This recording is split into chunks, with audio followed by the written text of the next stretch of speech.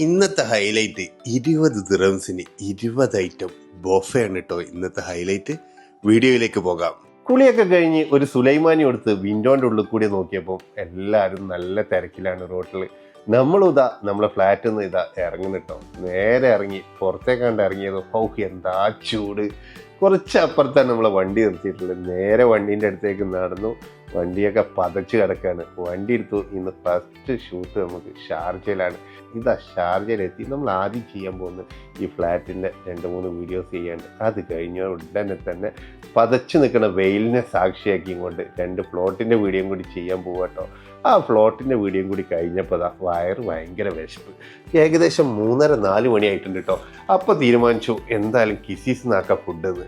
കിസീസിൽ ഉച്ചയ്ക്ക് നല്ല നെയ്ച്ചോറും ചിക്കൻ കുറുമിയും കിട്ടുന്ന ഒരു സ്ഥലമുണ്ട്.